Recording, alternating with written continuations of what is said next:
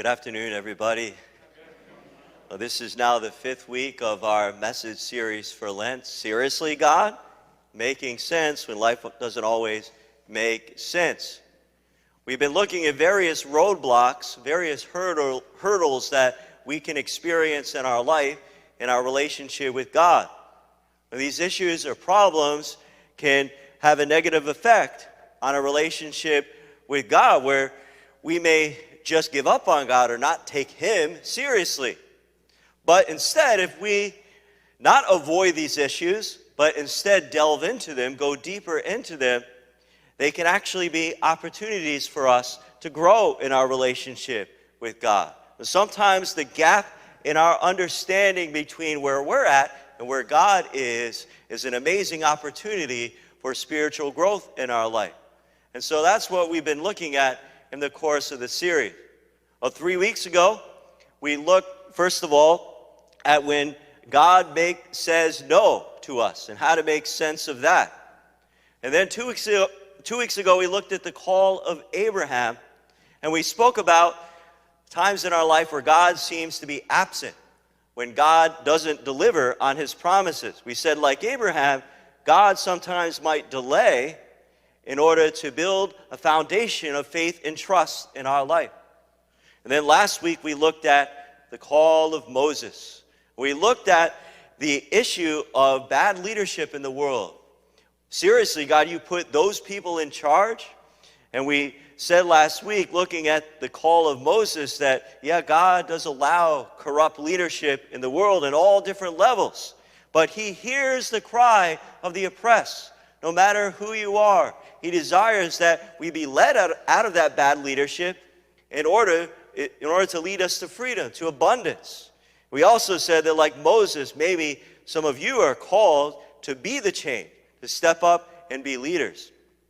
Well, today we're going to look at another issue where we cry out, seriously, God, and it's something that every single one of us experiences, whether you're young or you're old, whether you are a very religious person or you're just coming back to church for the first time in a long time.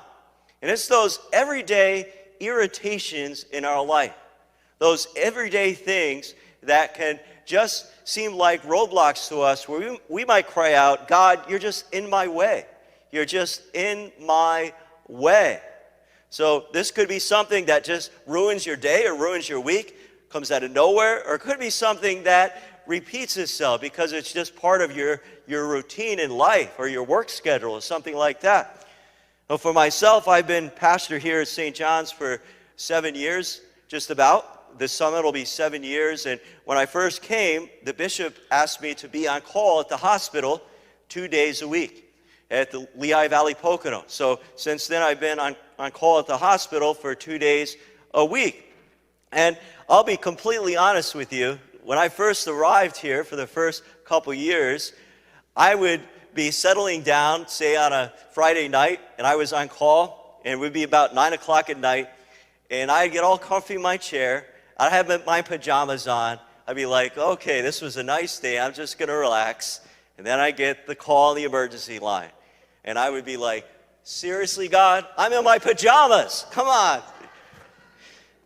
I would always go, maybe be clear about that, but I would complain and I would grumble. You know, and over time, I've just allowed myself to really have a different outlook. I asked God to help me change my attitude and my expectation about this, because I get to see amazing ways that God works in His healing grace, especially going to the hospital and visiting people and offering the sacrament, the anointing of the sick. And that, to me, it has been a great grace to just ask God to help me change my attitude and my expectation. But what do we all do? Whenever there are irritations in our life, we grumble, we complain, we get cranky, right? Well, this could be so many different things. Well, maybe you're a manager at work and there's an employee who's really not in the right position. And you just have such a hard time with this employee in the wrong position. It's just so irritating for you and you can't do much about it. Or maybe it's a relationship issue. So you've been married, maybe this is a past issue you had. You're married and you would be so much happier, you think to yourself, if your in-laws wouldn't stop being so intrusive in your married relationship. And you think, gosh, I can't do anything about this, but I would be so much happier if they would just go away. Or maybe, it's a health issue. So for you, you have a chronic health issue. You've been struggling with this for years on and off. And you just think to yourself, I could do so much more in life if I didn't have this issue. I would simply be more happier. I would enjoy life better if I didn't have this chronic health issue. Well, it could be so many different things in our life that just lead us to grumble and complain. I know at church we never grumble and complain here, right? Ever, because we're all saints. Just kidding. Well, in order to look at this issue and how we can help to just begin to overcome it, we'll look at the gospel reading for today. So this is the great parable of the prodigal son. And it's important before we get into it to know to whom Jesus is speaking when he's teaching and preaching this parable. He's speaking to the religious authorities. He's preaching and talking directly to them, to the Pharisees and the scribes. And we hear that at the very beginning of Luke chapter 15, at the beginning of the chapter. We hear this: tax collectors and sinners were all drawing near to listen to Jesus, but the Pharisees and scribes began to complain, saying, "This man welcomes sinners and eats with them." So Jesus is doing what he does. This didn't happen just once, it happened over and over again. People who were nothing like him liked him. People in the margins of Jewish society, they were attracted to him, and Jesus would sit down and would eat with them. And the religious leaders at the time started to complain and grumble because in their mindset, what was holy was to be separate from what was not holy. This is not something that a man of God should do, to associate himself with those people who are unclean and unholy. And it seemed to them even perhaps that he was doing it just to annoy them, just so that they continued to complain. And this is very important about the heart of God that Jesus teaches us. Jesus then, in the course of Luke chapter 15, give us 3 parables. I encourage you to read the whole chapter, Luke 15. 3 parables that I think more clearly than anywhere else teach us the heart of God our Father. Well, the parables are the lost sheep, the lost coin, and the prodigal son. The lost sheep, the lost coin, and the prodigal son. And all 3 are about something lost and then something that is found. Again, they show us very clearly here the heart of God our Father, his compassion. And by the way, this should be, I think, a lesson for the church about what we should be about, the work that we should be about, having a compassion for those who are lost, those on the margin. Well, anyway, I'm not going to talk about the prodigal son himself today. Instead, I'm going to skip to the middle of the story, because in the middle of the story, it switches to the older son. So we're going to pick up after the prodigal son has come back to his father's house. The father has embraced him with compassion, and then the party began. We pick up here with the older son. The older son had been out in the field, and on his way back, as he neared the house, he heard the sound of music and dancing. He called one of the servants and asked what this might mean. So I bet you can sympathize with this guy. I certainly can. I'm the oldest son in my family. The older son, he had just been doing his job. Presumably, it's been a long time, perhaps years, perhaps even decades, since the younger son had come home. And the younger son's like drama central. The older son just quietly out in the field, doing his job, working for his father. But it's important to know that it's the older son who we should identify with in this story. It's the older son to whom Jesus was talking about when he's looking at the Pharisees and the scribes teaching this message. Because this is what ultimately this story is about, challenging the attitude of the older son. You know, these religious guys, these religious authorities, they thought themselves as better. They thought themselves as superior to anyone else. And so then, as the older son has heard about this party, he grabs the servant, and the servant says this. The servant said to him, "Your brother has returned, and your father has slaughtered the fattened calf because he has him back safe and sound." So at this point, you can imagine the excitement of the servant. The prodigal son is home. The younger son is home. He's safe and sound. We're having a party. This is so exciting. But then the tone changes. Maybe he sees the expression on the face of the older son, because immediately we hear this. The older son became angry. And when he refused to enter the house, his father came out and pleaded him. Now, this verse reveals a whole lot. Now, not only is the older son disrespectful toward his father by refusing to come back into the house, he doubly embarrasses the father by having him come outside the house and leaving the guests inside. This is a culture in which honor and respect for your father was of the highest value. Oh, this just reveals so much about the disrespect of this older son toward his father. But then it's even worse, because we hear next, he said to his father in reply, "Look," as in, "Look you," or "Look, old man." So that's not a way you talk to your dad. If I talk to my dad that way, I get what's coming to me, you know? So he said, "Look, all these years I served you, and not once did I disobey your orders. Yet you never gave me even a young goat to feast on with my friend." Well, not only is this disrespectful and embarrassing, but here in this verse, it really reveals the son's whole attitude and disposition toward his father. Did he work all those years for his father out of love or respect? Did he even work for his father all those years out of duty? No. He was working for him for one reason: to get money. It was a transactional relationship. He had no real deep relationship with his father. It was solely to get his due. And in that sense, his relationship with dad was just as broken as the younger son's relationship with dad. The younger son, he rebelled and got his money.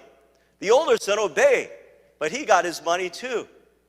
Both attitudes are wrong. Both dispositions are wrong, but one's actually even worse than the other.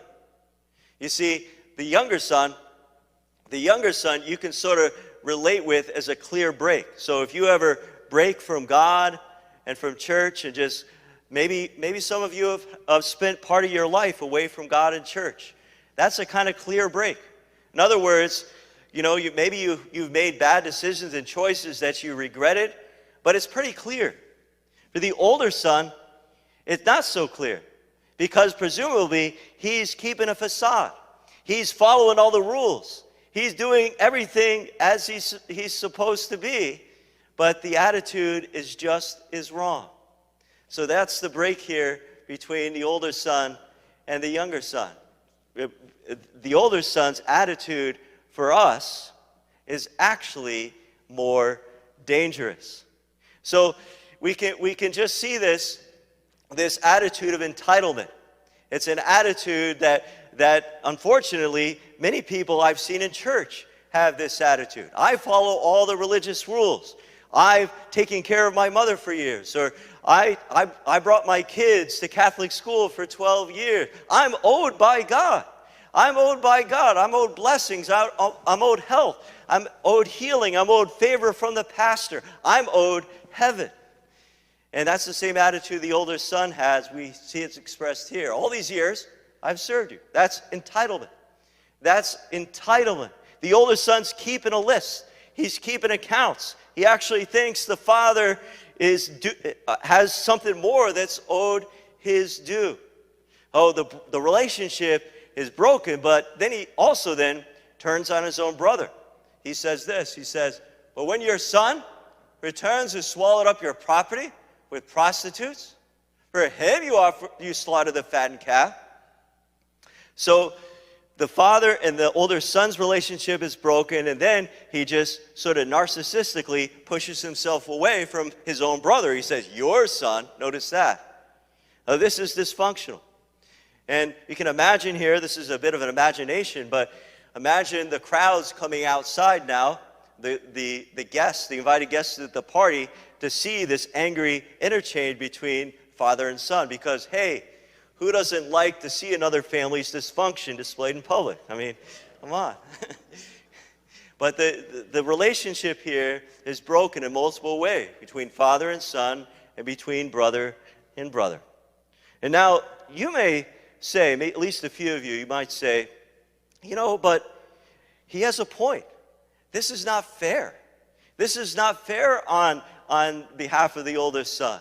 He has worked dutifully. He did his part. And if you're thinking that at all, I would just say, you're right. You're right, because it's not fair. My friends, we don't want God to be fair. In the gospel, it's not fair.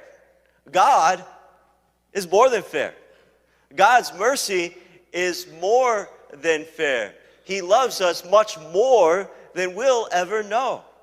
He has shown us more than we would ever deserve. He has paid the price in a way that we could never earn by his death on the cross. Oh, he is more than fair. And he shows that here in the parable just by inviting the son back into the house. Come back into the house. Here's how the parable ends. He said to him, the father said to the son, my son, you're here with me always. Everything I have is yours, but now we must celebrate and rejoice because your brother was dead and has come to life again. He was lost and has been found. Well, the father's saying, all you needed to do was ask. That's all you needed to ever do. All that I have is yours. It's yours because I share it with you freely and I love you freely. Now is not the time to groan and complain and be angry. Now is the time to notice what has just happened. The amazing fact that your brother has come home. It's a time to celebrate and rejoice. And I always point out here, interestingly, you maybe never noticed this, that the parable ends like that.